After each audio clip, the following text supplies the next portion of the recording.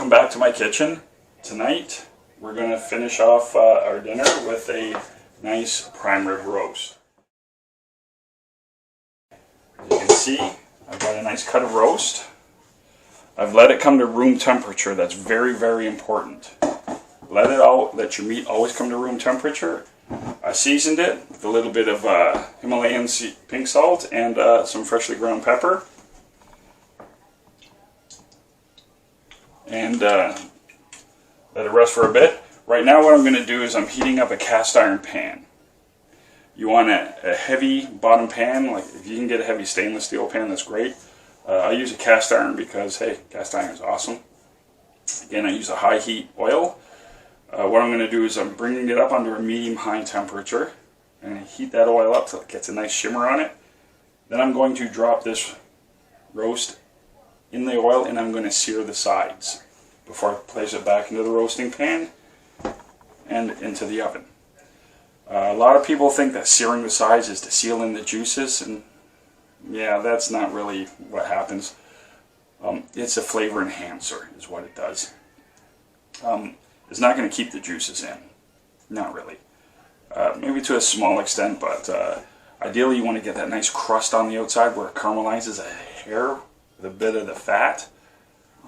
So we're going to sear it on all sides, put it in the oven and roast it at 375 for approximately 20 minutes a pound. So this will be in there for about an hour or so. By then we should have a perfect roast to go with our perfect Yorkshire pudding.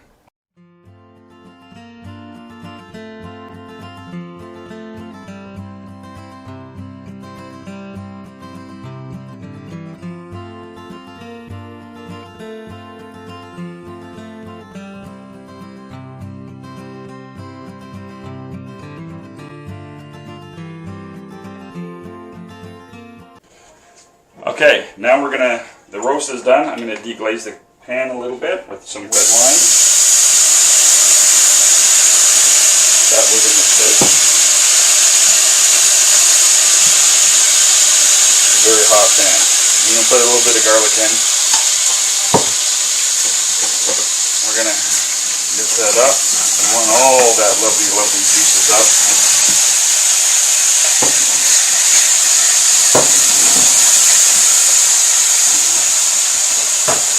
And I've got a little bit of leftover coffee, believe it or not. It's going to add some nice flavor to the roast. Heat that up. You want to get all that scrapings off.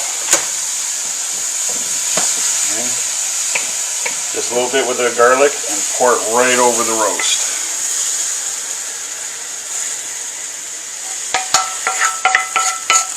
Nicey, nicey.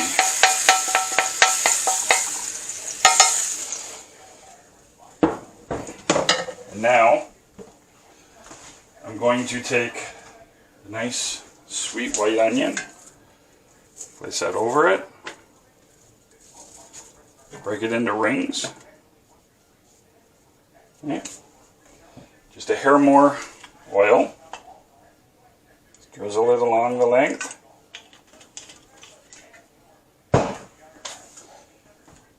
and a shot of your Worcestershire sauce. There you go. I've inserted, in the end of the roast, I've inserted my thermometer. I have a leave-in meat thermometer. With a nice prime rib, a lot of people are unsure what temperature to cook it to. I'm going to go for a medium rare to medium doneness on this roast.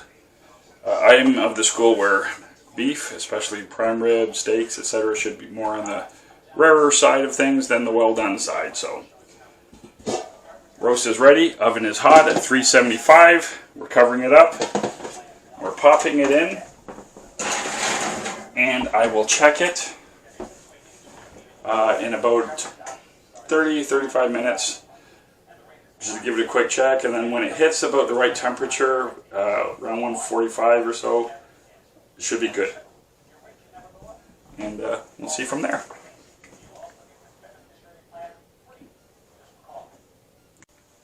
Hi, welcome back.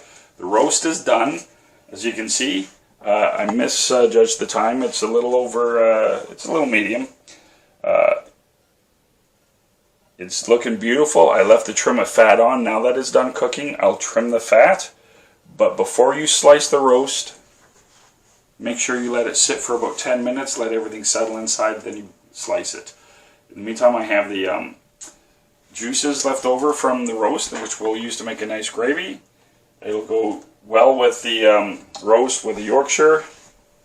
And I'll finish it all off with a wild rice and seasoned beans. Thank you for watching. Be sure to give us a big thumbs up. Subscribe if you haven't, and bye.